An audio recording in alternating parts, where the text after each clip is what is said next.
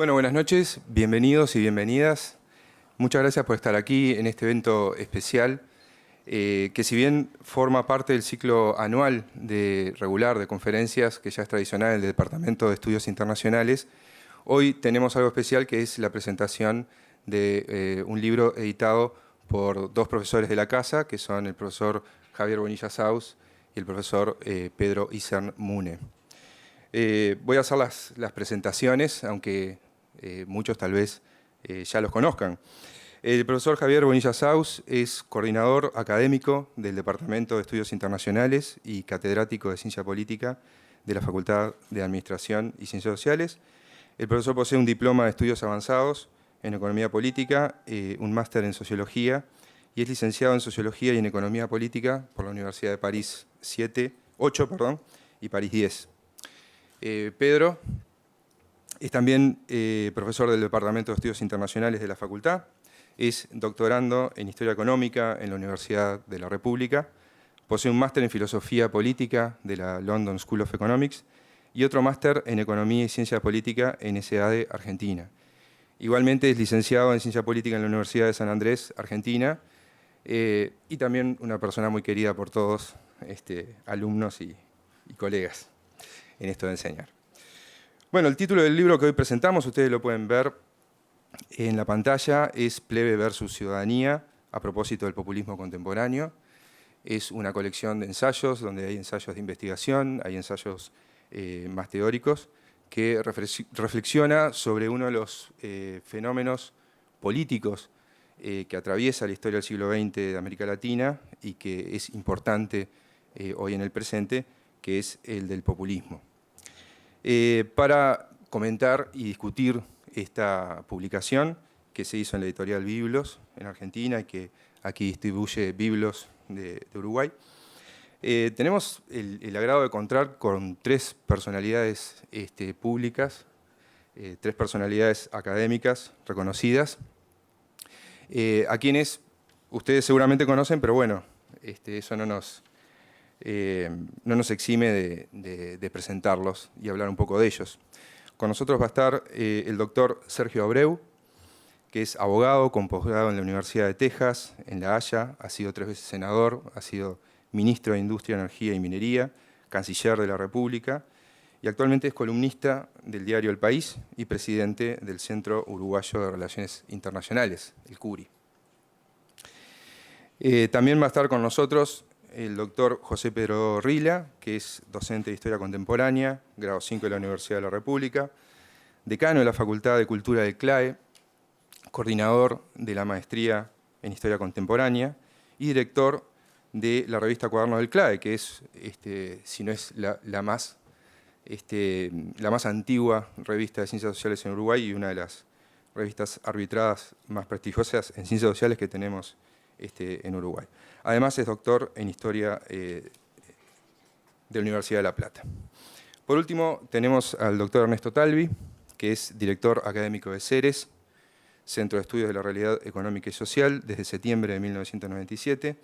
Es doctor en Economía y Finanzas de la Universidad de Chicago y es economista por la Universidad de la República. Es investigador senior no residente de la Brookings Institution en Washington, D.C. y director de la iniciativa Brookings Global CERES para América Latina. Es además profesor visitante en Columbia University, en Nueva York. Bueno, buenas noches. En primer lugar, le quiero agradecer a los autores del libro, a Javier en especial, porque nos une a vieja amistad, a los amigos que están acá, que son tantos, y a los que tienen esta inquietud. Como tengo 15 minutos, no voy a hacer más que introducirme directamente en el tema y tratar de focalizarlo casi directamente sobre lo que es el actual populismo. Porque el populismo histórico, hay temas muy apasionantes en el libro, las distintas etapas del populismo latinoamericano, algunos que se van viendo desde distintas clasificaciones, siempre he tenido una enorme atracción por el tema del viejo populismo peronista de Getúlio Vargas, de algunos temas que obviamente hacen, entre otras cosas, a la historia de América Latina. Pero aquí, en el centro de las discusiones, no es para enfrentarlo, sino simplemente para tenerlo como punto de referencia, está lo que ha defendido como oposición a partir del 2002, publicado en el 2005, Ernesto Laclau. Es decir, una exposición sobre el populismo, donde de alguna manera expresa, más que de alguna manera directamente, que el populismo es una forma de hacer política. Y que esa forma de hacer política tiene que ser mirada desde otro punto de vista y analizado en función de cada circunstancia, y no precisamente con las derivaciones o con las consecuencias que esto tiene. Yo lo quiero poner claramente entre el populismo actual, como se está planteando, y la democracia liberal. Es decir, de qué manera son compatibles o si no son compatibles. Sobre todo la democracia moderna. Como decía Tocqueville, hay distintos regímenes, pero el que pasa siempre del otro lado es la democracia moderna. Y evidentemente estamos hablando de populismo y de Estado de Derecho, de democracia y de sistema republicano, de visión y de derivación de una concepción populista que va más allá a veces de la vigencia de las instituciones o de los propios principios que hacen al tema de la ley y sobre todo al tema de la Constitución. Porque nosotros hemos pensado siempre que ni el terrorismo de Estado ni el estado de terrorismo son aspectos que podemos aceptar, porque son dos expresiones de la esquizofrenia ideológica que termina en mutilación de cuerpos y almas. Pero generalmente uno en nombre de la utopía y otro en nombre de la patria, podría decirse así, pero que su destino inexorable siempre termina siendo el despotismo y la pobreza. Y esta es en función de la refabricación del hombre nuevo, que muchos se lo han planteado como un objetivo importante por encima de lo que son aquellos aspectos que hacen a los valores, los medios y los fines que nosotros defendemos. Pero estos populismos del siglo XXI, por decirlo así, todos lo saben porque lo he visto incluso al recorrer el libro con distintas manifestaciones, tiene un aspecto muy importante que es el concepto de la refundación.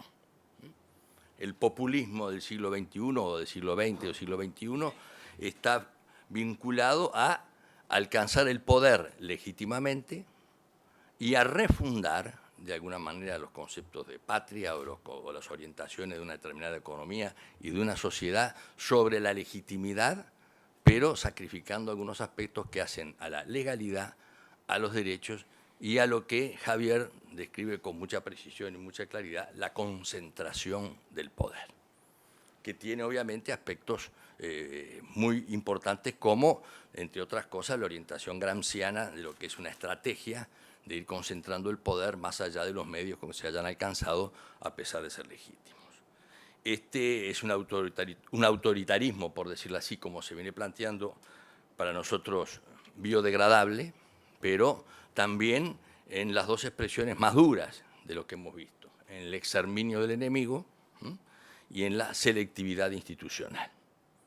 Es decir, los temas no son sobre la tolerancia y la convivencia, sino sobre la refundación en base a la legitimidad y sobre los aspectos que hacen a un replanteo que pone en peligro todos los esquemas de lo que son una democracia republicana o de la libertad, la separación de poderes y los aspectos que hacen los pesos y contrapesos del ejercicio de una democracia moderna y pluralista, que es la que nosotros pensamos que es por donde se debe transmitir o transferir todos aquellos cambios que creemos adecuados. Furet hace muchos años escribió el famoso Tratado del Arrepentimiento, y repitiendo lo que decía en algún momento Honoré de Balzac, dice, los autoritarismos de esta naturaleza, cuando ingresan en el hogar de la democracia, son modernos matricidas. Matan a la República primero y matan a la hermana, la libertad segunda. Y estos temas los estamos viendo en función de características especiales. El líder carismático, una intermediación institucional que no tiene más vigencia que la relación directamente con el pueblo, casi diríamos una expresión anárquica famosa de la frase «el pueblo quiere saber de qué se trata», donde las instituciones son aparte o son aspectos que son descartables, y obviamente los temas que hacen a una visión que no tiene tanto un peso ideológico, pero sí tiene, obviamente, una visión distinta de lo que es el manejo del pluralismo y de las distintas opciones que existen en la sociedad. De alguna forma, estos populismos que nosotros vemos son una mezcla rara de proyectos de país que quieren capitalismo sin lucro, socialismos indisciplinados, inversores o inversiones con cuestionamiento a los inversores. Es decir, es un doble estándar que es muy difícil de ir buscando en lo que es la realidad de una América Latina o de una América como la nuestra, de un continente. Yo quiero advertir que en América Latina no creo que exista una América Latina en forma científicamente comprobable, de una heterogeneidad tan grande que nosotros no podemos encontrar aspectos muy comunes, salvo algunos esfuerzos que podamos hacer en términos de comunidad histórica, pero en realidad ese sistema de funcionar o de ir todos al mismo tiempo es muy difícil de justificar, entre otras cosas. Me van avisando con la tarjeta amarilla, la verde, porque como me avisaron que había no 15 minutos, sino una 45 para tratar de convencernos. Y estos temas no son poca cosa, porque los populismos refundadores lo que están creando obviamente es una respuesta a determinadas situaciones sociales que son una realidad. Y la realidad es que nosotros en América somos el continente que tenemos mayor desigualdad social del planeta. Y esa desigualdad y esas periferias necesitan tener de alguna manera una respuesta, y esa respuesta a veces van por el lado del atajo más corto. Es decir, por aquel líder carismático que con la legitimidad de haber obtenido el poder, después aplica un autoritarismo biodegradable, pero que obviamente va cercenando libertades que son derechos de todos, en el sentido de que los derechos humanos son iguales que los izquierdos humanos. No hay derechos que se puedan dividir. Y estos temas son los que el libro plantea en forma muy clara, sobre todo descripciones como la de Pancho Paniza, mi viejo amigo, que desde Londres siempre escribe y tiene sus expresiones, y las descripciones sobre los dos tipos de populismo, y obviamente establece el populismo radical y el otro populismo que tiene que ser de convivencia. Todo este tema está vinculado también a lo que es la gestión y la visión de Estado. Entonces, el populismo mirado como la concentración de poder comienza también a tomar decisiones en temas tan importantes como, por ejemplo, la economía o el comercio, o las nacionalizaciones o las estatizaciones, o aspectos que tienen otra heterogeneidad, como por ejemplo lo que puede ser el populismo que interpretamos en Bolivia, que ya es un tema de mucha mayor complejidad étnica y que tiene algunas coincidencias, sobre todo en la posibilidad de ir orientando una integración mucho más difícil que la que se pueden dar en otros países de la América, entre otras cosas porque al Palacio del Quemado nunca accedió un indígena hasta la presidencia de Evo Morales. Entonces estamos hablando de temas de una enorme sensibilidad. Pero esto además está en función de cuál es la concepción que tenemos del respeto del derecho y de lo político. Y ya la frase está bien planteada, ¿qué es lo que prevalece en esta? ¿Qué está por encima del derecho? ¿Está lo jurídico? ¿O lo jurídico está subordinado a lo político? Y es una frase que ustedes la habrán escuchado por allí, que no ha venido desde lugares muy lejanos, sino de determinadas jerarquías de máxima expresión, que no son simples frases, sino que son aspectos importantes que hacen al Estado de Derecho, a las libertades, al contrapeso de la Suprema Corte de Justicia con el Poder Legislativo, con el Poder Ejecutivo, a la gestión, a la función con que se deben manejar los temas, que no pueden ir por el ataje de un populismo que tiene además consecuencias absolutamente negativas, entre otras cosas, en los procesos de integración. Y ahí es un tema importante. Ha hecho incompatible los populismos que vivimos con los procesos de integración. Y entonces ya se empiezan a interpretar, hasta desde el punto de vista filosófico, cláusulas democráticas, de acuerdo a quiénes son los amigos o quiénes son los enemigos, con quién se tiene simpatía y con quién se tiene antipatía, y esa cláusula democrática no se hace en función de principios ni de valores, sino en función de determinadas afinidades que se dan y que terminan después creando las divisiones que nunca terminan de solucionarse, como en el caso que tenemos en un Mercosur ampliado con una República de Venezuela que ha entrado por la ventana, pero que después que tenemos un bloque para negociar, ese bloque por el propio populismo que ingresa entre la propia Argentina, no tenemos la filosofía de la apertura y de la negociación común y ni siquiera la participación de Venezuela en esas negociaciones, donde hemos roto además el concepto de trabajar de integrar en común. Y estos temas son de futuro, porque todos sabemos que los populismos de esta naturaleza, alguien en el libro habla sobre los ciclos, hay unos ciclos más cortos, hay unos ciclos más largos, pero los ciclos se van produciendo.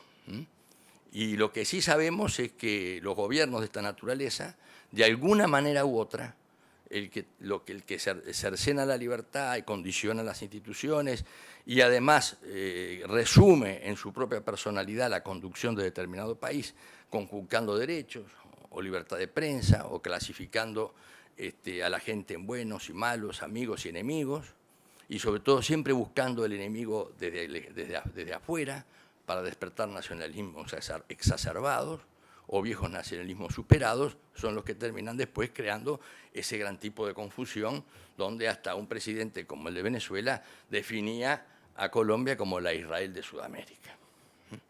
Y con ese tipo de definición, ustedes se dan cuenta que no construimos con ese tipo de populismo, pero mucho menos construimos la redistribución de la riqueza. Y ahí está el gran tema, porque el objetivo es cómo nosotros eliminamos esas grandes brechas que crean este tipo de insatisfacción absolutamente entendible. Pero la redistribución de la riqueza no se hace, entre otras cosas, por las dificultades de gestión, sobre todo por la falta de control, por la falta de libertad, y miren qué elemento más importante acá, por la corrupción. Es decir, los gobiernos que tienden a ser autoritarios tienden a ser además más corruptos. Y cuando la corrupción va avanzando, la credibilidad del más postergado termina hipotecándose en gobiernos donde, más allá de democracias legítimas, no existen legalidades o instituciones democráticas que tengan el juego del control y la posibilidad de ejercer la libertad, no solo de prensa, sino la libertad de aquellos que quieren ser oposición dentro de la convivencia pluralista y democrática.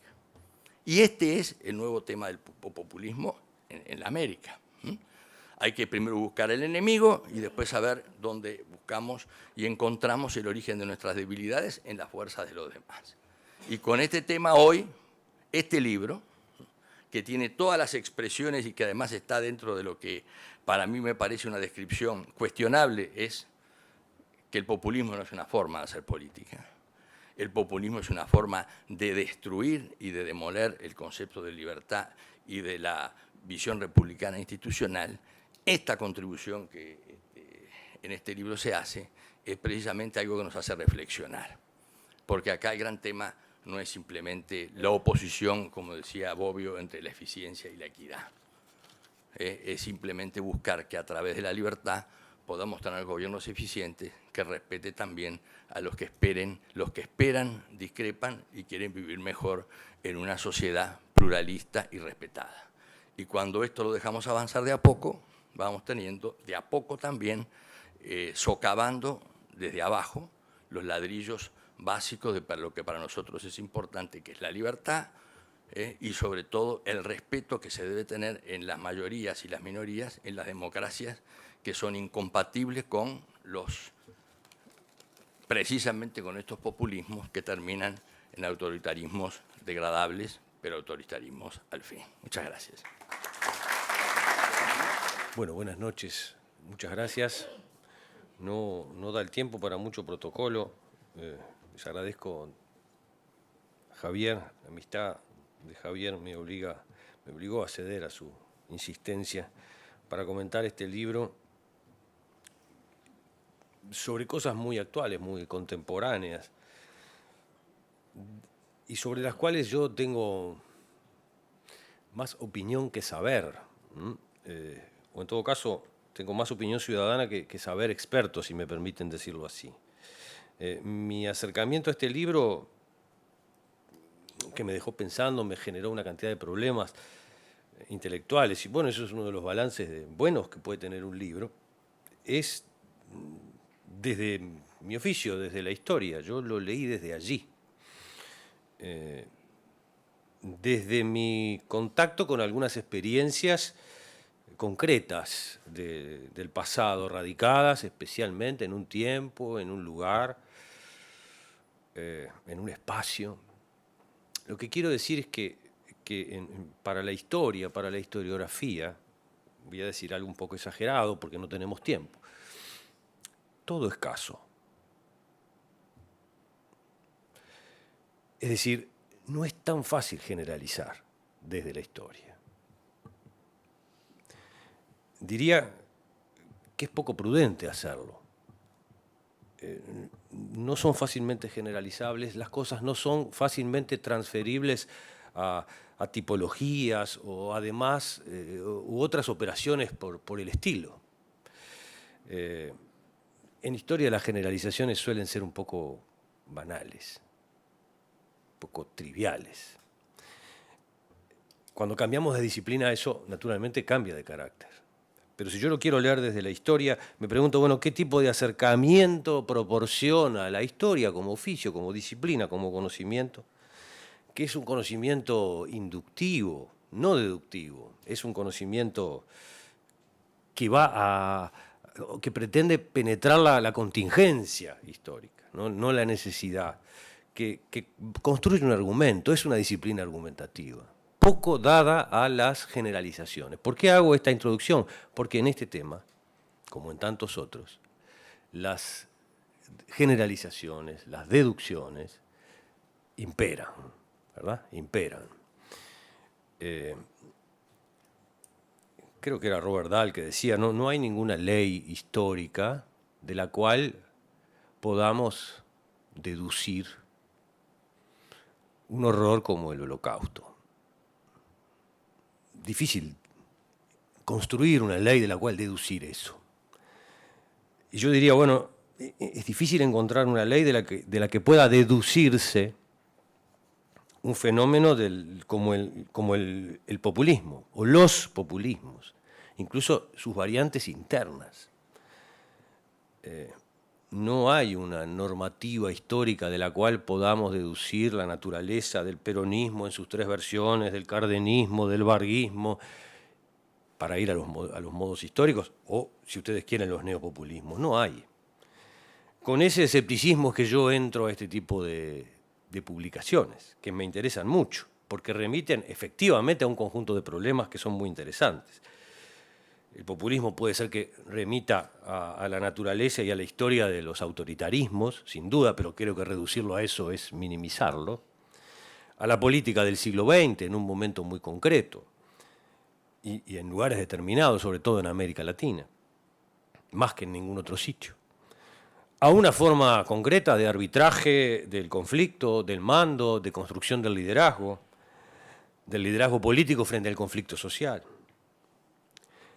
Remite también, en muchos autores, a muy poco más que demagogia, autoritarismo, cuyo objetivo es la autorreproducción. Muchos autores hablan en estos términos. O a una forma de lo nacional popular o de lo popular nacional, volcado según las relaciones que en cada país existen entre los partidos, el Estado, la sociedad. Y ahí el menú es absolutamente diverso. El populismo también remite a una etapa en la incorporación masiva a mercados y a ciudadanías. Es un fenómeno absolutamente crucial para entender el proceso de inclusión social. Y sé que esto es muy discutido, pero yo creo que a esta altura es poco discutible. Entonces está el tema de las palabras y de las cosas, ¿no? Yo cuando leo sobre estos temas, y me pasó con este libro muy interesante, muy diverso, con muchos enfoques, me voy con un malestar, con una sensación de que la academia no logra dar cuenta bien de la complejidad del fenómeno. No logramos, ¿eh? No logramos. a veces me ocurre con los populismos como pasa con el fascismo o con los fascismos historiográficamente hablando. Terminamos desplazando tanto la noción que al final agrupamos bajo esa denominación un conjunto de procesos y los estiramos tanto en el tiempo que finalmente no queremos estar diciendo nada, o estamos diciendo muy poco. Salvo en las versiones agrarias de Estados Unidos o de Rusia en el siglo XIX, magistralmente reconstruidas por Margaret Canavan, que referían a los populistas originales, salvo esos casos, ninguno de estos actores y de estos movimientos y de sus portadores se autodenominaban como populistas. Y eso a mí me parece que es algo muy interesante, como comprobación histórica. No se llamaban a sí mismos de ese modo como nosotros, con todo derecho, podemos hacerlo como nosotros lo llamamos. Más bien se recostaban en una naturaleza que querían que fuera redentora, creo que esa es una expresión que usa Pancho Paniza, y prometeica y hasta moderna, tenían una relación y querían tener una relación con la modernidad. Estoy hablando del populismo histórico. Así que puede admitirse la unidad y la diversidad del populismo, siempre que esa diversidad no sea tan extrema como para que la noción se nos disuelva entre las manos, pierda un poco de sentido, como le ocurrió a otros fenómenos en la historia.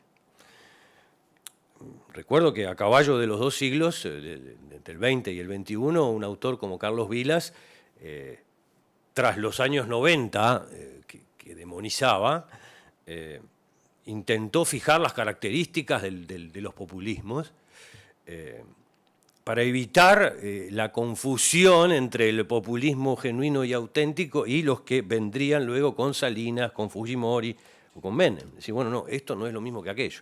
Y estableció una serie de rasgos y características que son bastante conocidos y clásicos.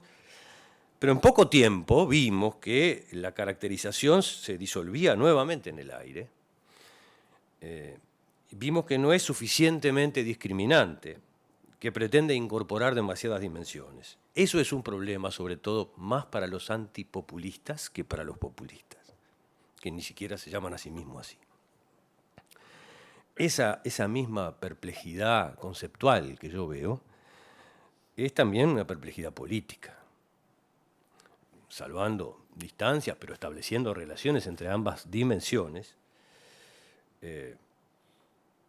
Me parece que eso se nota cuando llegamos, luego de los 90 y a comienzos del siglo XXI, a una especie de, permítanme decirlo así, a una izquierdización del populismo. Hugo Chávez fue denostado en 1996 durante el Foro de San Pablo, reunido en San Salvador, en ese año 96, por las izquierdas reunidas en el Foro de San Pablo. Las mismas, tal vez no las mismas, pero las mismas en algún sentido hay que decirlo, que muy poco tiempo después hicieron un enorme coro para festejarlo. ¿Sí? Las mismas que en el 96, en el Foro de San Pablo, lo habían denostado. Claro, en el medio me van a decir que hay una elección, es cierto. Ese mismo foro, en el 2013, pretendió y casi logró expulsar a Hermes Wiener y al Partido Socialista Argentino por haber confesado que su preferencia por Enrique Capriles. Ese mismo, ¿no? Pero estamos hablando de muy pocos años para abundar en este tema de la perplejidad conceptual. ¿Qué pasó en esos 15 años? Yo no lo sé, digo, pero hoy finalmente el populismo a nivel académico y también a nivel periodístico parece una gran bolsa, una enorme bolsa donde poner todo lo que nos parece perverso de la política, sobre todo en América Latina. La demagogia, la manipulación, la irresponsabilidad fiscal, 5. El asistencialismo, estoy marcando atributos que he ido leyendo y poniendo a un costado, o sea que efectivamente es así, ¿no? Demagogia, manipulación, irresponsabilidad, asistencialismo, preferencia por los desempleados antes que por los trabajadores, cambiando con eso la naturaleza, fragmentación, organización del escenario en una bipolaridad muy estricta, fundacionismo, desprecio por el pasado, ¿verdad? Antiintelectualismo, y podríamos seguir. Todo esto es probablemente cierto, aunque ninguno de estos rasgos le son exclusivos al populismo. Lo torturamos como noción para que dé cuenta tanto de experiencias nacionales diferentes, como comparar de manera significativa el primer peronismo que tenía resonancias nazifascistas con el cardenismo, por ejemplo, que se llevó también con un marxista como Vicente Lombardo Toledano y alojó y festejó a los republicanos españoles, afortunadamente. ¿Cómo hacer esa comparación? A veces dentro, o sea, entre naciones distintas, otras veces adentro mismo de una nación. La comparación de los tres peronismos, que ya a esta altura clásica, me parece que es un ejemplo. Termino diciendo, bueno, una manera de identificar mejor al populismo desde el punto de vista analítico es ponerlo en relación a sus límites, y me parece que en varios de los autores de este libro lo hacen, lo sugieren, me invitan, por lo menos a mí, como lector, a hacerlo. Ponerlo frente a alguno de sus límites, para entenderlo mejor. Por ejemplo, poner al populismo frente a la modernidad. Me parece que es un buen ejercicio. ¿El populismo es antimoderno o es moderno? No voy a contestar eso ahora, no tenemos tiempo, pero me parece que ahí hay una clave, ¿sí? Ponerlo frente a la democracia, con toda su tradición de 2500 años. Capaz que es abusivo poner al populismo contra toda una tradición de 2500 años. Y ponerlo frente a la tradición liberal y republicana. En la medida que yo pueda observarlo en relación a estos tres niveles, la modernidad, la democracia, la tradición liberal republicana, puedo encontrar elementos que me habiliten a repensarlo, porque de eso se trata. Yo pienso que la idea de pueblo como unidad previa, anterior a la política, es contraria a la democracia. No tengo dudas de eso. Y creo además que las prácticas concretas de varios de los populismos de los que hoy hablamos son efectivamente liberticidas y contrarias a la tradición republicana. Lo estoy poniendo frente a sus límites. En cualquier caso, ante las modelizaciones que me perturban tanto, disculpen esto, yo me quedo con el prudentísimo consejo de Pancho Paniza. Mejor hablar de prácticas populistas que de populismo, de intervenciones populistas que de populismo, de momentos, de coyunturas, más que de regímenes y de modelos. Esto es lo que me despertó el libro. Le agradezco mucho a los autores y los felicito. Gracias. Quiero agradecer a los editores del libro, a Javier Bonilla y a Pedro, muy buenos amigos de hace muchos años, a la Universidad Ort. Es un gusto acá, Gastón, estar en casa de nuevo, por haberme distinguido con esta invitación. Distinción que en alguna medida es un compromiso por no pertenecer a la disciplina, digamos, de la que trata este libro, aunque el asunto abordado no es ni debiera ser ajeno para nada a las preocupaciones de los economistas y por ende tampoco es ajeno a las mías. Presumo que cada cual se enfrentará al libro con algunos preconceptos, en algunos casos quizás hasta prejuicios. Respecto al populismo, al cabo de la lectura, estos van a poder ser confirmados, van a poder ser revisados o enriquecidos. Entonces déjenme que les cuente de manera sintética cuáles fueron los prejuicios con los que yo llegué a leer este libro. En primer lugar, y me disculpo, Pepe, porque vamos a hacer una generalización, pero eran mis prejuicios anteriores a la lectura y a escucharte a ti. Los populismos son movimientos de masas sin base programática. No se prestan bien a la categorización entre izquierda y derecha. Personalistas, encabezados por líderes carismáticos, con una gran capacidad de generar empatía, con grandes masas de población, y que se presentan a sí mismos como los benefactores de los desposeídos, los pobres, las minorías étnicas, etc. Segundo, son movimientos de tinte autoritario, desdeñosos de las instituciones y las normas que organizan el funcionamiento de la democracia y el Estado de Derecho, y que limitan el ejercicio del poder. Las mayorías que lo siguen muchas veces de manera acrítica son la fuente de su legitimidad y de su accionar. Tercero, el manejo económico de los populismos está basado en una activa intervención del Estado y canalizado a través de estructuras corporativas, sindicatos, grandes grupos empresariales, especialmente los más dependientes de las rentas del Estado, subsidios, protección, crédito selectivo. Cuarto, los populismos usan la estructura y los recursos del Estado en forma discrecional para sostenerse en el poder. Como dice Jorge Castañeda, politólogo mexicano y hoy profesor de New York University, en lugar de usar el poder para desarrollar políticas, estos regímenes muchas veces usan las políticas para consolidar el poder. Por ejemplo, aunque la nacionalización de los recursos naturales muchas veces se justifica en base al interés nacional, lo que está en juego es el control de los recursos y, por lo tanto, el control del poder. Y quinto y último, los populismos construyen enemigos internos y externos, los terratenientes, la burguesía, los fondos buitre, el Fondo Monetario Internacional, el imperialismo yanqui, ante los cuales el líder se erige como protector del pueblo. A veces, estos enemigos imaginarios también sirven de coartada para justificar sus propios fracasos.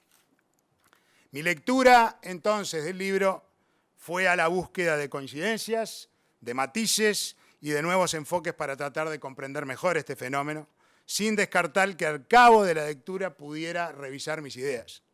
Debo decir que, en general, cada una de estas afirmaciones a las que califiqué de prejuicios merecen en el libro alguna consideración o análisis, sin perjuicio de que en términos generales los autores parecen coincidir que es resbaladizo el terreno en el que se internan al tratar de dar una definición precisa del populismo. Lo que ahora me propongo es compartir con ustedes algunas afirmaciones de los autores de algunos de los trabajos que confirman o introducen interesantes matices en mis preconceptos sobre el populismo. Algo que espero funcionará para los aquí presentes como una incitación a la lectura atenta de cada uno de los textos. Respecto a las relaciones entre populismo y Estado de Derecho, Javier Bonilla, en su ensayo para una disección del populismo, afirma: el populismo es irreconciliable con el Estado de Derecho y con toda legalidad, incluso con la legalidad ilegítima que él mismo autogenera. Así, cuando la inconstitucionalidad por él creada deja de adecuarse a sus intereses, él mismo la desechará sin escrúpulos. Y más adelante refuerza esta idea: la hipótesis es que el populismo es una forma autoritaria de concebir la política, porque los supuestos teóricos de su despliegue se basan en una concepción que propugna la imposición vertical de una autoridad superior. Sobre el manejo económico y el uso de la estructura y los recursos del Estado en forma discrecional para sostenerse en el poder, quiero destacar un pasaje del ensayo de Pedro Isern, que dice: la confusión reside en mensurar solo las consecuencias económicas que para el régimen tendrá la implementación de una determinada medida, sin comprender que aquello que puede suponer un costo desde el punto de vista económico puede paralelamente suponer un beneficio mayor en la construcción de poder político. En lo que se refiere a la construcción de enemigos internos o externos, quiero destacar las afirmaciones de Jonathan Arriola en su análisis de un texto que resulta recurrente en estas páginas, el del libro del argentino Ernesto Laclau, La razón populista. El teórico argentino nos explica: Arriola cree que la política consiste en aquello que el liberalismo, que considera que la discusión y el debate de ideas es la forma natural de hacer política por excelencia, ha intentado por todas las vías extirpar de la sociedad: el antagonismo. Laclau explica, y abro comillas a una cita textual de Arriola, que es mediante esa reducción de las complejidades sociales a un esquema simple, que, como veremos, estará básicamente compuesto de un pueblo y un antipueblo, que el populismo, valiéndose de los juegos retóricos, pondrá en marcha la creación de las identidades políticas. Sin perjuicio de haber encontrado afirmaciones e ideas que alentaban mis preconceptos, debo decir que también leí pasajes que me llevaron a una reflexión profunda y deben ser vistos como una advertencia respecto a la tendencia a simplificar o a no discernir matices que no carecen de importancia. Y quiero destacar entre ellos un punto fundamental que hace Francisco Paniza en su ensayo ¿A qué nos referimos cuando hablamos de populismo? Dice Paniza, lo que caracteriza al populismo no es tanto la directa relación entre el líder y el pueblo, sino la habilidad del líder para llegar a aquellos que consideran que carecen de voz en el sistema político. ¿Quiénes son estos desfavorecidos sin voz?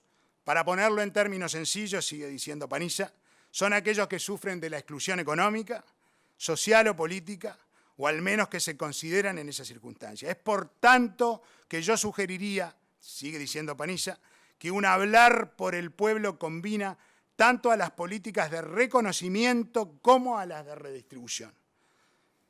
Dice Paniza, la representación populista no puede ser medida solamente en términos de beneficios económicos y una directa apelación a los pobres. La representación refiere a dar voz y reconocimiento a los excluidos. A mí esto me parece un concepto medular. No reducir el populismo a una mera expresión política de redistribución de recursos económicos. La política de reconocimiento a los excluidos o a los que se sienten excluidos es una dimensión también crucial. ¿Por qué? Porque sugiere una inversión de la relación de causalidad que da origen al populismo. Ya no serían solamente los encantos y el carisma del líder populista que promete redistribuir en favor de los desposeídos y marginados y que embelezan a masas de ciudadanos, sino que subyace un tejido social que encuentra en aquel líder la representación que el sistema político tradicional no le ofrece. Creo que esto es un tema crucial no solo a nivel de América Latina, sino a nivel global. El surgimiento de China en los últimos 20 o 25 años implicó un cambio fenomenal, digamos, en el sentido de que un enorme ingreso de mano de obra no calificada, equivalente al 20% de toda la fuerza de trabajo de los países industrializados, que producía y por ende competía con productos muy baratos, que invitaba a empresas de estos países industrializados a localizarse en la China para producir más barato y que deprimió por la última generación los salarios de la mano de obra no calificada en los países industrializados. Esto junto a la revolución de la tecnología de la información, que ha hecho que se premie de manera inusual la capacidad, el talento, la educación y la formación. Junto con la crisis económica global del año 2007, ha generado unas desigualdades enormes en las sociedades occidentales industrializadas. Y esto, digamos, hace que muchos ciudadanos empiecen a sentir que el sistema ya no trabaja para ellos, que ya no los representa, que hay una suerte de complicidad entre el poder político tradicional y el poder económico que los deja a la vera del camino y empiezan a buscar opciones ajenas al sistema vigente. El surgimiento del Tea Party en Estados Unidos, Elizabeth Warren, Podemos en España, Syriza en Grecia, el Frente Nacional en Francia, populismos a la izquierda y a la derecha para todos los gustos. En América Latina, que es el continente con las mayores desigualdades de ingresos, el populismo siempre ha encontrado terreno fértil. Sus expresiones se pueden rastrear al pasado, como a Perón, a Cárdenas, a Vargas, pero también son una realidad palpable hoy. El matrimonio Kirchner y el binomio Hugo Chávez y Nicolás Maduro en Venezuela siendo quizás los símbolos más sobresalientes.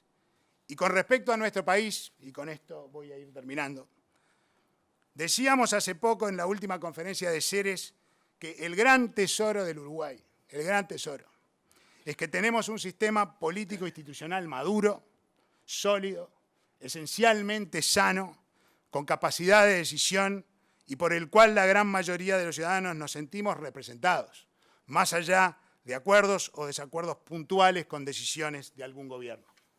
A la vez, hemos venido advirtiendo también desde Ceres y desde el año 2009 que el progresivo vaciamiento de la clase media, la migración de miles de ciudadanos altamente calificados, el aumento de la exclusión social y el acentuamiento de la desigualdad educativa, el mejor predictor de los niveles futuros de salarios, podrían estar creando las condiciones sociales para la aparición de tendencias populistas en el Uruguay. Con frecuencia nos encontramos con esta respuesta: esto en el Uruguay es imposible, nunca nos va a pasar. Y es probable que sea cierto. Pero el problema es que nunca se sabe cuándo las condiciones para un populismo incipiente sobrepasan esa frágil frontera, y lo digo en palabras de Panizza, que enmarca el conflicto entre los carentes de poder y quienes lo poseen dentro de un juego de reglas de procedimiento democrático, o considera que la liberalización del pueblo, de la injusticia y la opresión requiere de la reformulación del orden político. Esto último es lo que nos debe preocupar a todos quienes sentimos muy profundamente a la democracia liberal. Democracia liberal. En este sentido, este libro es un aporte muy oportuno, en mi opinión, a este debate. Especialmente en estos tiempos que corren, en los que se ha hecho habitual que personajes con perfiles autoritarios, no solo en nuestra región, sino a lo largo y ancho del planeta, alcancen el poder por vías legítimas, como bien decía Sergio, a través de la competencia electoral, y luego que lo alcanzan, lo utilicen como medio para desnaturalizar la democracia, cerrando medios de comunicación, atropellando la separación de poderes y la libertad de expresión y amordazando conciencias. Yo creo que no podría decirlo mejor que en las palabras del expresidente socialista español Felipe González, referidas en este caso a Venezuela. Decía Felipe González: Venezuela no es una dictadura, aún peor, es una democracia traicionada. Muchas gracias. Bueno, muchísimas gracias por venir. La verdad ha sido un honor escuchar las presentaciones de los tres comentaristas, cada uno desde su enfoque. Ha hecho un análisis sofisticado, crítico, de un libro que tiene de 8 autores con diferentes filosofías y, como yo les he mencionado, enfoque. Yo voy a tratar de ser lo más breve posible. Mi punto va a intentar focalizarse en la experiencia argentina contemporánea, en la anomalía del proceso que hoy sufre Argentina. En estos días, en estas semanas, Argentina se encuentra en una etapa del ciclo populista, en un momento acuciante del final de un ciclo populista, independientemente el cambio de gobierno suponga un nuevo signo político. El otro punto, entonces, brevemente quiero saber para pasar a Javier y a las preguntas que seguramente ustedes dirigirán a los comentaristas y sus sofisticados y críticos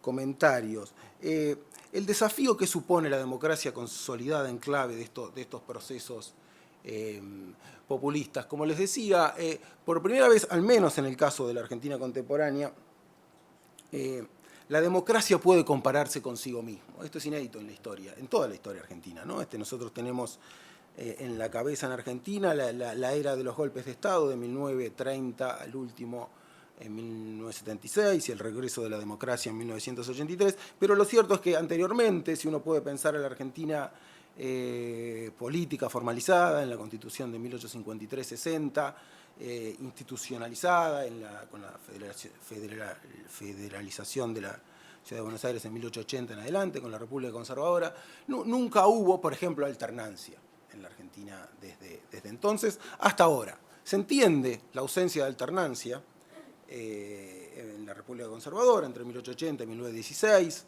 después llegan los radicales entre 1916 y 1930, en donde entre 1916 y 1930 uno puede entender una democracia de alta calidad, pero sin alternancia, porque se suceden regímenes radicales, y después los sucesivos golpes de Estado que hacen la imposibilidad de la alternancia entre 1930 y 1983, hasta llegar a este periodo, a la era de la democracia, ¿no? 1983 en adelante. Por primera vez no hay excusas, ¿no? El desafío de la democracia consolidada ya no supone una oportunidad en Argentina, sino este desafío. Por primera vez no hay excusa, son 32 años de un proceso donde la democracia puede y debe compararse consigo mismo, y la comparación es sumamente deficitaria.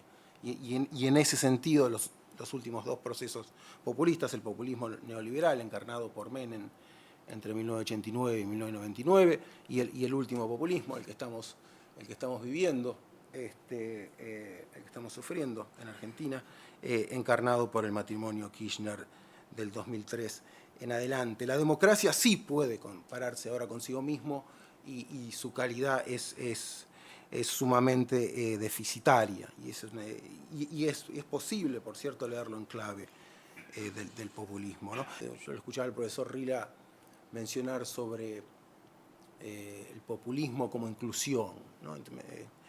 Para reflexionar, ¿es el populismo realmente exclusivo? ¿Son procesos autoritarios cuando incluyen, están realmente incluyendo, ¿no? Un debate muy presente en Argentina, muy presente en Venezuela, ¿no? La insólita creencia que determinada violencia, que determinada violación de los derechos humanos tiene en la existencia de algún proceso de política pública inclusiva una forma de atenuante, ¿no? ¿Es realmente inclusiva una determinada política cuando hay autoritarismo? No es en sí mismo una forma de refutación. ¿Es posible ver el fin de una amenaza autoritaria si perdiera el oficialismo en octubre, en estos 4 meses tan interesantes, sobre todo para los que viven afuera, ¿no? Si perdiera el oficialismo en octubre, pero no hay motivos para ver un fortalecimiento de la democracia liberal, ¿no? El fin del ciclo populista en ciernes en Argentina supondrá eventualmente un alivio en cuanto a este proceso autoritario, pero no un alivio en cuanto a la calidad de la democracia, ¿no? Es que en esta etapa de la democracia el populismo ha consolidado una disputa entre un partido que hace uso del Estado y una oposición que durante el proceso electoral sufre particularmente al Estado, ¿no? La dimensión, este proceso de desaprendizaje que han sido estos 32 años en Argentina puede tal vez explicitarse o graficarse por la consolidación de los procesos electorales, por ejemplo, el proceso electoral en marcha, tanto a nivel nacional como a niveles estaduales, provinciales, como el uso ya casi institucionalizado y asumido por todos de una competencia entre el Estado, el aparato estatal y una oposición, ¿no? Una competencia entre desiguales, ¿no? La competencia que en un punto tiene que ser, la democracia, que en algún punto tiene que ser la competencia entre dos o más en alguna situación de igualdad, ha institucionalizado paulatinamente una desigualdad, ¿no? Bueno, mayormente, yo lo escuchaba hoy en un reportaje, ¿no? Pasa desapercibido que el 4 de junio del 43 el coronel Perón encabeza un golpe de Estado, con violencia, ¿no? Perón llega al poder a través de un golpe de Estado, con violencia, y es secretario y es ministro de un proceso dictatorial, ¿no? Nosotros tenemos el 45, los argentinos, el 17 de octubre del 45, como un punto inicial de un proceso que comienza antes a través de la violencia, el autoritarismo. El chavismo, profesor, probablemente comience el 4 de febrero del 92, cuando el paracaidista, el coronel Chávez, intenta violentar el orden constitucional, y ese día hay muchos muertos en Venezuela. Ahí comienza el chavismo. Me parece un punto, más allá del 96, de una reunión o del 98, el punto de inicio del chavismo es en la gente que muere en Venezuela, y que los procesos inclusivos existentes o no pasan en ese sentido a un segundo plano. Bueno, muchas gracias, un gusto. Bueno, buenas noches a todos, muchas gracias. Al igual que quienes intervinieron antes que yo, voy a reducir el protocolo al mínimo. Tomé la decisión cuando pensé en cómo iba a intervenir hoy, en cambiar un poco el registro, el código, y no referirme al libro. Primero, para no aburrirnos, porque el libro ya ha sido abundantemente comentado por quienes hablaron antes, y segundo, para ver si lo compran, porque si yo se los cuento, no. Pero sí, y volviendo un poquito a alguna preocupación que expresó, aunque vuelvo de otra manera, Pepe, ofrecerles una pequeña microhistoria, una anécdota, casi un microrelato, de cómo fue que llegamos al libro. cómo fue que llegamos al libro, cómo fue que este libro surgió de nuestra experiencia en la academia y en la vida cotidiana, ¿no? En ese sentido, me parece que no esperen, porque creo que no es ya el momento, ya ha pasado más de una hora, en que yo ingrese a desmenuzar la teoría de Laclau sobre el significante vacío, por ejemplo, ¿verdad? O los temas más complejos que se refería Pepe y Pedro sobre la inclusión. Pero sí ver por qué y en qué manera y a través de qué mecanismo este libro, este producto, a mí por lo menos se me impuso como una necesidad. Esto tenía que ser dicho. Y entonces lo que voy a hacer es más una microhistoria y un relato que una teorización sobre el trabajo. Todo esto empieza por un artículo, tú lo nombraste, Jorge Castañeda, ¿quién fuiste tú que nombraste? De Jorge. Jorge Castañeda, un politólogo mexicano que fue canciller de México, además, un personaje de alto vuelo político y de igual alto vuelo académico, publica un artículo conjuntamente con Patricia Navia, un artículo en el 2008, cuyo título es El mercado de votos de la democracia en América Latina, y que llega a mis manos en el año 2009. En ese momento leímos estas dos frases, que las voy a limitar a lo mínimo para no aburrirlos, que me parecieron muy apresuradas, muy poco prudentes y de una audacia que me sorprendía en alguien como Jorge, que yo conozco personalmente bastante bien. Las frases dicen más o menos así. En 2006, América Latina tuvo más elecciones que en ningún otro año de su historia. Un total de 11 países escogieron presidentes en un solo año. Primera frase. Segunda frase. Si los países de la región aprenden las lecciones de la temporada electoral 2006, se refiere en realidad al periodo 2005-2006, ¿no? La esperanza de una región más estable y con democracias más desarrolladas y legitimadas ante sus ciudadanos estará más cerca de convertirse en realidad. Fin de la cita de el amigo del amigo Castañeda. Las dos frases me sorprendieron fuertemente, porque se nos aparecía como una ostensible incongruencia que surgía entre lo expresado por estos autores, a quien yo además respetaba personalmente, que por cierto además contenía información perfectamente legítima y comprobable, y todo eso de las elecciones era tal cual, ¿verdad? Y en paralelo la vivencia y la opinión personal que habíamos ido formándonos en los últimos 5 o 6 años del periodo sobre la pobre calidad de la democracia latinoamericana en el periodo que estamos hablando, fines del 2008, principios del 2009. Es una sensación de que, pero ¿de qué está hablando Jorge? ¿Cómo está haciendo esta apología de la democracia cuando en realidad está haciendo una apología de la elección? Pero la democracia tiene otros problemas.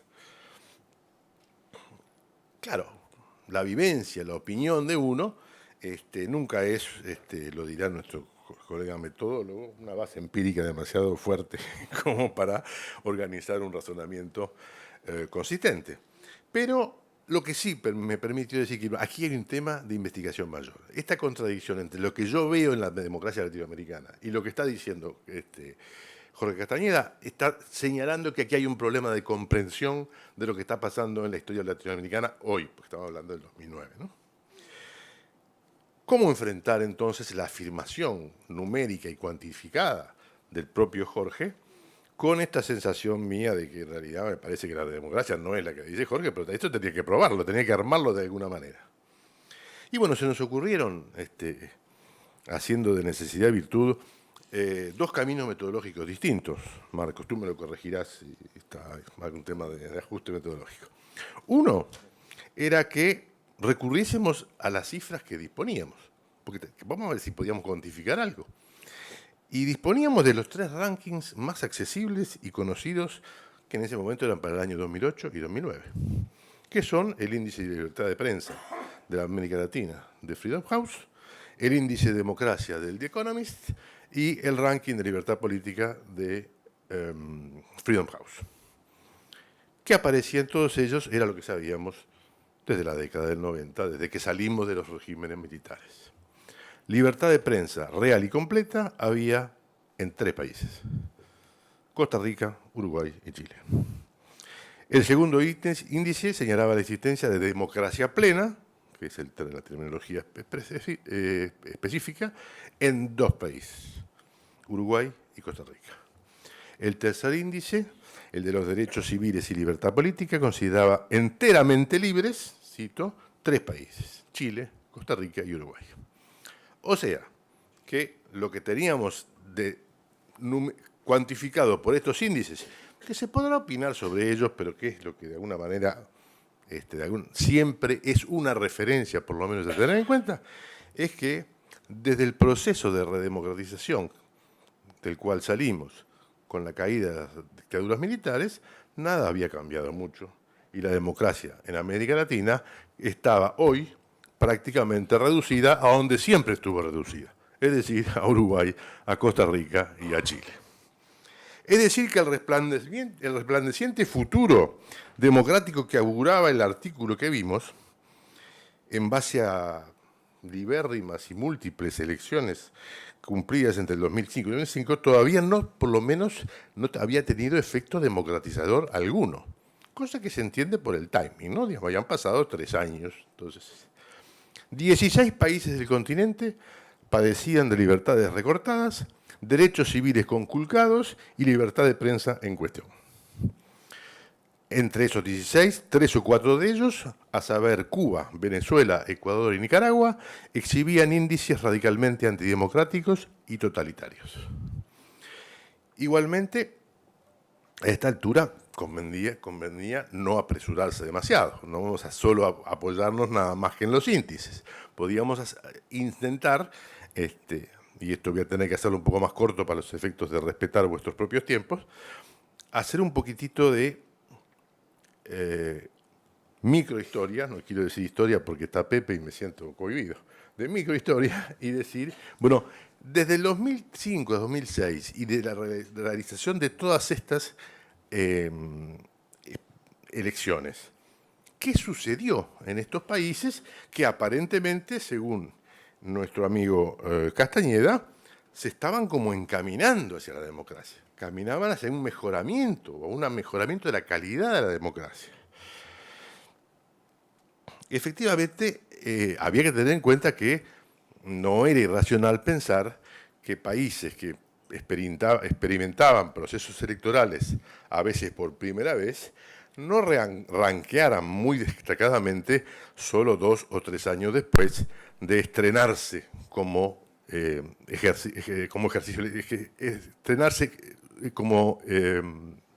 ejercicios electorales. Al mismo tiempo que había que preguntarse qué clase de elecciones habían sido alguna de esas 11, si solo 3 de esos países tenían libertad de prensa. Pero dejémoslo por ahí y preguntémonos qué había sucedido con ese activismo electoral que se nos señalaba. Y bueno, y rápidamente, porque no quiero extenderme, porque ya empezamos a reiterarnos, tomemos algunos ejemplos que los mencionamos al pasar. Cristina Fernández de Kirchner toma el poder en 2007. Es un poquitito más tarde del periodo que teníamos mencionado, 2005-2006. Su gobierno se inició, entre otras curiosidades, bueno, curiosidades y simpáticas, la aparición de la valija de dólar de venezolanos en Ezeiza. Fue uno de los primeros eventos que no es precisamente un síntoma de mejora de transparencia democrática, pero digamos que es menor, tampoco exageremos. Siguió por algo que es mucho más grave, ¿no? El inconcebible intento de imponer por decreto, sin pasar por el Parlamento, de un impuesto bautizado las retenciones móviles. Es decir, la negación del principio fundamental de no taxation without representation que la Revolución Norteamericana puso en 1750. ¿Verdad? Es decir, la idea de que no se podría inventar impuestos porque le gusta al presidente. Y eso fue me parece un indicador de que en realidad Argentina había hecho elecciones, pero no caminaba hacia mejorar la democracia, más bien caminaba para otro lado. Paso el hecho de que además teníamos dos presidentes, una presidenta y su esposo que también funcionaba en la mañana uno y en la tarde el otro, no sé exactamente cuál era el timing. Venezuela. Podemos ser muy breves. ¿Qué evolución sufrió la democracia venezolana, que realizó elecciones en 2005 y que se resume en una frase muy clara? En 2009 Chávez obtiene por plebiscito la reelección indefinida. Huelga en los comentarios. Reelección indefinida no es democrático, no es republicano ni es liberal. O sea que en Venezuela el hecho que se hayan ejecutado elecciones no repercutió en absoluto en una mejora de la calidad democrática. Ecuador, y termino, autoriza la reelección del presidente en un plebiscito del 2008 por 10 años, hasta el 2017. Obviamente se va a repercutir. Y esto me estoy quedando a ese nivel, porque todos estos procesos han seguido reproduciéndose y agravándose de manera más o menos notoria. En un momento con Pedro hicimos un pequeñísimo video para presentar este libro en la web. Y fue por ahí, por febrero, no tengo bien el timing. Y digo, bueno, ¿cuál es la situación de la democracia en América Latina hoy? Me pregunta uno de los colegas periodistas que trabaja aquí con nosotros. Y yo digo, mira, yo creo que es mala. En octubre, en México, el gran régimen populista de América Latina, que nos olvidamos aquí en el sur porque Argentina se la asombra, pero populismo y régimen populista, régimen como régimen populista, es México. Acababa de desaparecer 43 chiquilines, de los cuales no hemos encontrado un microgramo de ADN. Octubre del año pasado. En algún momento de enero por febrero, a este hombre Nisman le sucede algo. Tiene un inconveniente. Todavía estamos por saber qué fue. Y seguimos sin saber qué pasó con la AMIA. Entonces, la democracia argentina, la mexicana no me sorprende, porque yo que viví ahí he perdido toda capacidad de sorpresa. Pero en la Argentina, ¿sabemos algo de la AMIA? No sabemos nada, ¿verdad? Y además pasó este inconveniente que nadie puede pronunciarse sobre él, porque además la justicia no sabemos dónde está. Y nos termina desayunando un mes después, más o menos, que un régimen que no hemos mencionado todavía y que nosotros mismos en el libro no mencionamos y no lo sentíamos, no lo vivíamos como populista, nos desayunamos con que el régimen brasileño no solo tenía el primer récord del Mensalão, sino que además vació Petrobras, que tampoco es una actitud particularmente transparente que condiga con una mejora de una democracia brasilera que durante un tiempo esperamos. Yo lo esperé sinceramente en la primera gestión de Lula, que hubiese un mejoramiento palpable. Ahora, creo que con estos tres ejemplos tenemos, obviamente, brutalmente caricaturizados, porque estoy bajo la amenaza de la arma de fuego del moderador, que en realidad el auge electoral que inició en 2005, una supuesta dinamización de la democracia que nos iba a llevar a mejorar la calidad institucional de la democracia, terminó en estas tres catástrofes que son nada más que un breve flash de lo que creo que es el problema de la democracia en América Latina. Por eso, llegado a ese punto, dijimos, hay que escribir el libro. Hablé con Pedro y nos pusimos a escribir el libro, que no se los cuento porque espero que lo compren. Bueno, hemos tenido una excelente exposición de puntos de vista sobre el libro. Antes de la discusión, quisiera como moderador simplemente resaltar algunos elementos importantes de la exposición de Sergio, de José y de Ernesto. En la exposición de Sergio... 2 minutos, se resaltó fuertemente que en América Latina tenemos elementos infraestructurales, para llamarlo de alguna manera, que condicionan la aparición de regímenes populistas, y eso destacó Sergio, el problema de la desigualdad. En el caso de José, habló de la dificultad de hacer generalizaciones acerca del populismo a partir de los casos históricos. Señaló que populismo suele ser una bolsa donde ponemos todo aquello que consideramos perverso en política, y optó, en vez de hablar de regímenes populistas, de hablar de intervenciones o prácticas populistas, rescatando la noción de Pancho Paniza. Y por último, Ernesto, también junto con Sergio Abreu, habló de regímenes populistas y también resaltó el tema del tejido social que está detrás de estos regímenes y que encuentra en el reconocimiento de los políticos populistas o de los partidos populistas una representación que no encuentran en los partidos tradicionales. También al final señaló que la educación tal vez tenga algo que ver y que pueda condicionar en el futuro la aparición de estos regímenes. Siempre que intervienen relatores como los que hemos escuchado, es muy difícil renunciar a la posibilidad de preguntar. Es prácticamente imposible.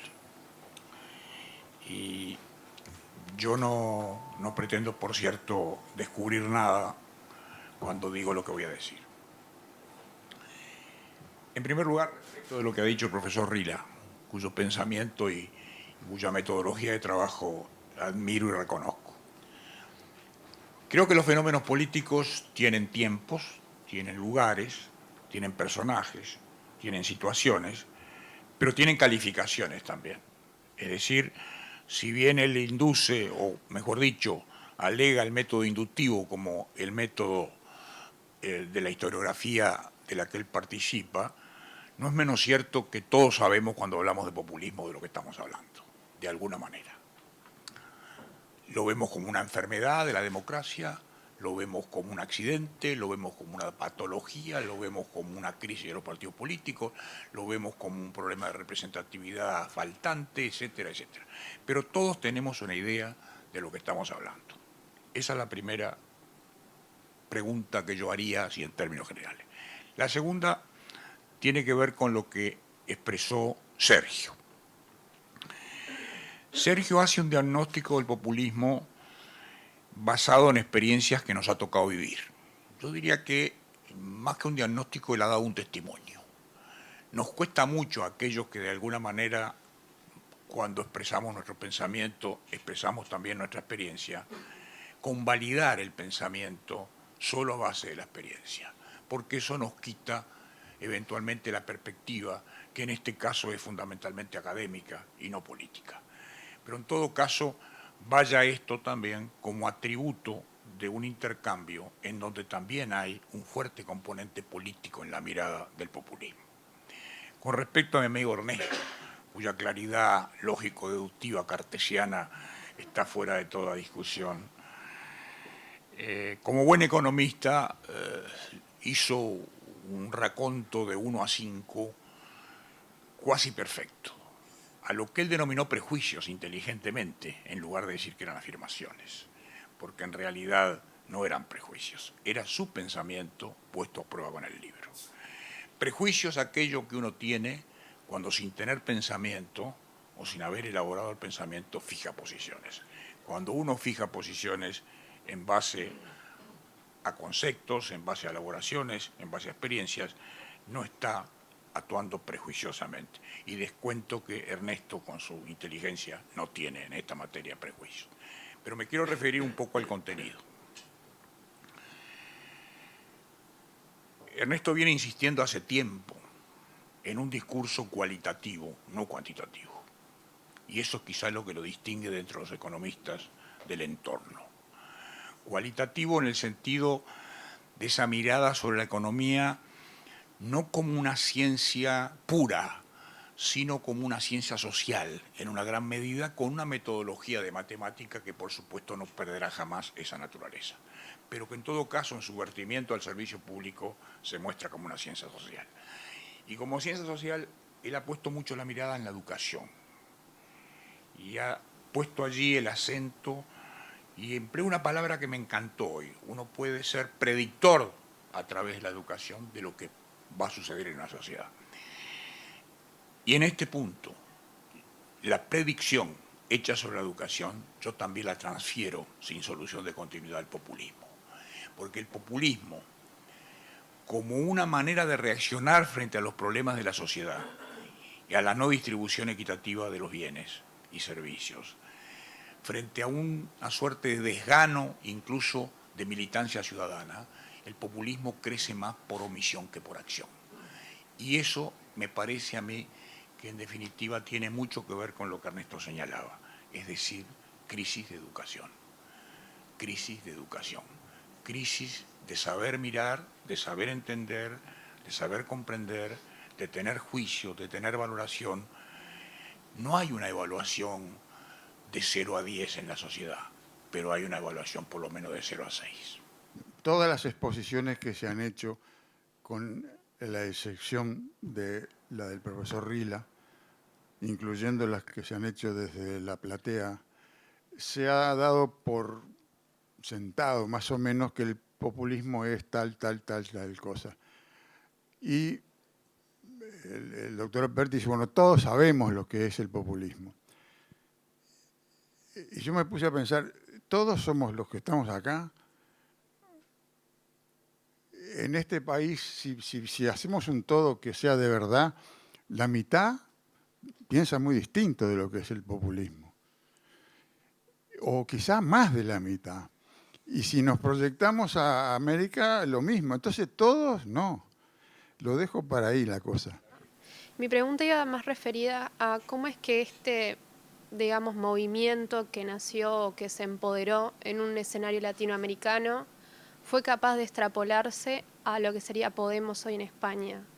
¿Cómo es que en un escenario así, de democracia fuerte, puede surgir esto, que hoy en día, en pleno siglo XXI, en Europa podría creerse que es o inconcebible o si no poco probable? Muy brevemente, porque estas cosas hay que pensarlas, ¿no? El lugar donde puso las cosas Javier Bonilla, al final de esta parte expositiva, me parece que es un lugar muy interesante. Yo estoy dispuesto a discutir mucho y a quejarme amargamente de la situación de la democracia en América Latina. ¿Sí? Creo que la democracia en América Latina no anda bien, anda muy mal. ¿Sí? Lo que ocurre es que no veo necesario dar cuenta de ese fenómeno tan complejo a través de la complicación del populismo. Creo que analíticamente nos complica mucho. ¿Sí? Creo que el último esfuerzo que hizo Ernesto Laclau es horroroso. ¿Sí? Este libro me ayudó a entender algunas cosas en uno de los trabajos, que me pareció especialmente claro, con esas virtudes que no tiene el Ernesto Laclau que yo conocía, al menos, ¿verdad? Que se ha empeñado casi como un adolescente, esto lo dice el doctor Aboy, ¿no? En Argentina, casi como en destruir su propia obra. ¿Sí? En destruir su propia obra y a confundir todo. ¿No? Sí. Igualmente, creo que aun si nos pusiéramos en una perspectiva radicalmente crítica del populismo, con los tonos que han sido descritos aquí, nos tenemos que hacer cargo, más en el pasado que en el presente, del fenómeno de la inclusión. Yo creo que ese es un gran tema del análisis, ¿verdad? Ese es un gran tema del análisis, ¿verdad? En las sociedades puede haber inclusión en los mercados, en los espacios económicos, en el acceso a los bienes. La Argentina que describe Juan Carlos Torre cuando habla del peronismo es una Argentina, del primer peronismo, es una Argentina que incorpora masivamente mucha población. Eso es innegable. Ahora, ¿eso genera un problema político, un problema institucional? Por supuesto que sí. Pero yo tengo que hacerme cargo de ese primer dato, no lo puedo desconocer. No digo que aquí se haya desconocido, creo que estoy tratando de poner una dimensión. En segundo lugar, Argentina no es Venezuela. Argentina no es Venezuela. La democracia argentina está llena de problemas enormes. Tiene una política, a mi criterio, infantil, sobre todo comparada con la nuestra. Pero no es Venezuela. La relación entre el poder y la prensa y la sociedad es totalmente distinta a la que se ha construido en Venezuela. Totalmente distinto.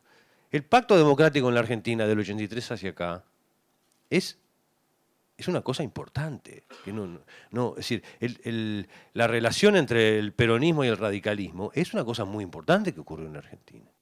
¿Qué futuro tiene? Bueno, yo no lo sé, pero esto no lo podemos hacer equivalente.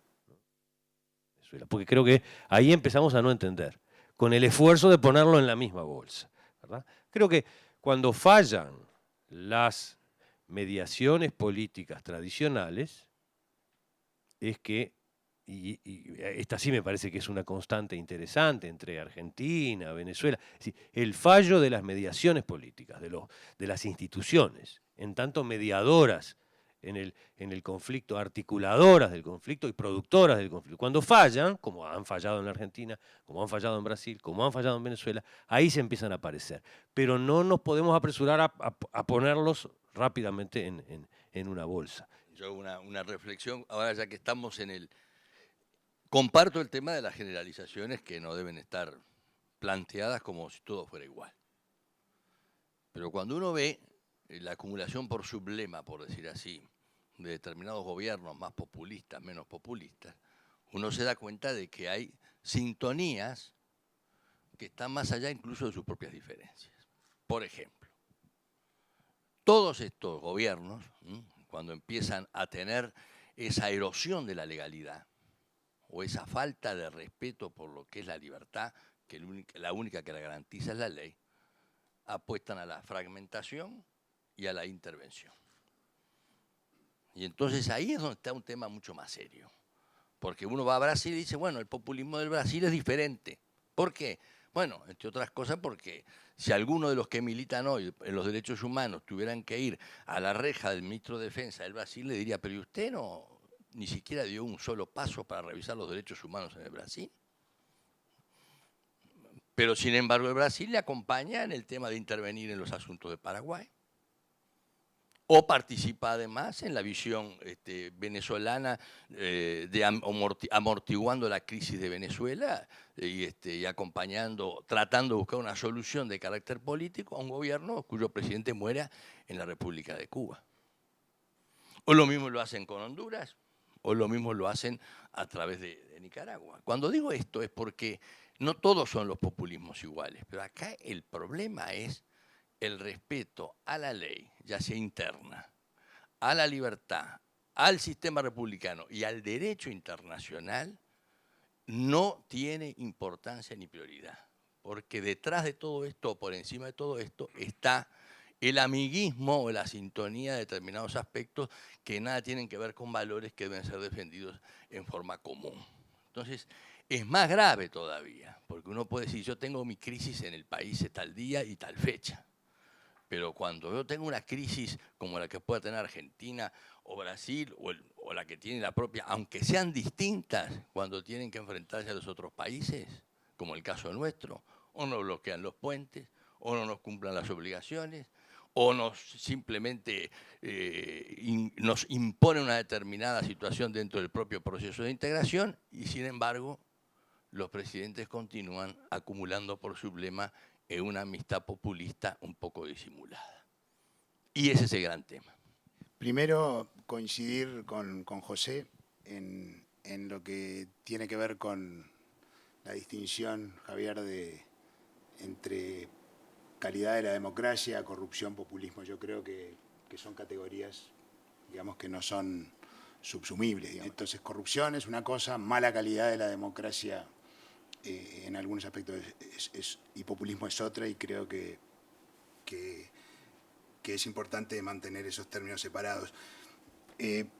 Quiero contestarle a Didier, pero en realidad a mí me dijo Javier que aquí iba a haber muchos estudiantes. Y veo mucha gente joven por ahí y por allí. Y aunque le voy a estar contestando a Didier, en realidad todo lo que he dicho hoy es para ustedes, no para los que nos encontramos muchas veces y dialogamos otras tantas. Hay un libro muy viejo, pero que se los recomiendo de corazón, de un experto en filosofía política francés, ya fallecido, que se llama Jean-François Revel, que se llama La tentación totalitaria. Él tenía un comienzo fantástico, porque comparto con Didier que la historia tiene anécdotas, tiene lugares, tiene personajes, tiene momentos, tiene matices, pero también tiene calificaciones. Y Jean-François Revel decía, citando a Jean Cocteau, la frase de que no hay amor, solo pruebas de amor. Y lo que quería dar a entender es que es muy difícil definir el amor, pero sí sabemos muy bien cuándo está presente y cuándo está ausente. Así que no precisamos a todos los efectos prácticos definirlo. Y yo creo que con el populismo pasa lo mismo. Y podemos debatir si Brasil es o no populista, en fin, pero creo que sí hay categorías que definen, digamos, al fenómeno. Que si están, lo es, y si no están, no lo es. Y lo otro que quiero ahondar brevemente es en el tema de la educación. Porque seguimos, por suerte ya no tanto, con el mito de que el Uruguay es un país que tiene un sistema educativo fantástico. Y lo cierto es que promedialmente, no sé si ustedes sabían esta cifra, 2/3 de los uruguayos no tienen secundaria completa. 66% de los uruguayos en menores de 65 años no tienen secundaria completa, y me pueden decir, bueno, pero las generaciones jóvenes de los uruguayos entre 18 y 25 años, 65% no tienen secundaria completa. Ahora, si lo dividen por quintiles de ingreso, entonces casi el 100% del quintil superior tiene secundaria completa, no llega al 7% los que tienen secundaria completa en el quintil inferior de ingresos. Y esto se ha puesto peor en los últimos 15, 20, 10 años, o sea que se va empeorando y no mejorando. Si miramos la calidad de la educación, y ustedes saben que la organización para, ¿cómo se traduce? La OSD, en fin, la Cooperación Económica y el Desarrollo hace estas pruebas de evaluación internacionales, matemáticas, ciencias y comprensión lectora. En la evaluación de esas pruebas, el Uruguay se hace para los chicos de 15 años que están ya terminando su primer ciclo de secundaria. En el Uruguay aproximadamente un 45% de los chicos, para una muestra representativa del país, de 15 años no reúnen, esto de acuerdo a las definiciones de PISA, las destrezas mínimas para insertarse productivamente en la vida laboral ni en la sociedad del conocimiento.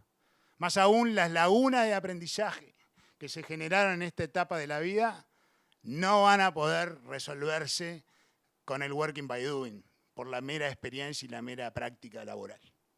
En otras palabras, estos chicos son, desde un punto de vista económico, inempleables por la economía formal. Casi el 50%. Si separamos por quintiles de ingreso, ese número baja al 10% y sube en el quintil inferior de ingresos al 80%. 80% de los chicos en los quintiles inferiores de ingresos no son empleables por la economía formal, porque no reúnen las destrezas mínimas para hacerlo. Imaginen entonces el futuro de ese chico. Uno, queda condenado a la informalidad y por ende a un trabajo insalubre, a un trabajo donde no hay protección social, a un trabajo mal pago. Queda condenado a la caridad del Estado y a lo que José llamó, y yo creo que es una de las características que lo asiste al populismo, el asistencialismo. Y lamentablemente los políticos oportunistas pueden aprovecharse de esta circunstancia para sacar ventaja electoral, y eso es malo para la institucionalidad de un país. O quedan condenados a elegir el delito, en particular las formas más lucrativas del delito, que es el tráfico y la distribución de drogas, para como ejercicio profesional. Son empleados por las mafias del narcotráfico en lugar de ser empleados por la economía formal. Entonces, esto es la realidad del país y esto es la realidad con la que nos vamos proyectando hacia adelante, con unas desigualdades educativas que son de las más altas del mundo, en un país que en algún momento se preció a sí mismo de ser un país de clase media y un país igualitario, y lo era. No es que esto es parte del imaginario, lo era. Entonces, simplemente el mensaje que les quiero transmitir, porque esta es una tarea fundamentalmente para los jóvenes, es que no es admisible que esta situación se pueda seguir tolerando. No es admisible que los bloqueos corporativos impidan que se puedan mejorar cuando las formas para mejorar existen. Entonces no denunciemos alegremente al populismo o a los políticos populistas si como sociedad estamos creando las condiciones para que estos personajes emerjan. Porque en esas condiciones, tarde o temprano, van a emerger. Entonces, como sociedad, nosotros tenemos una tremenda responsabilidad de mirarnos al espejo y decir, esto no va más, o si no, esta democracia tan sólida, tan sana, tan decente, tan tremendamente decente que este país tiene, porque este es un país decente, la vamos a perder. Punto, la vamos a perder. No lo voy a ver yo, pero lo van a ver ustedes.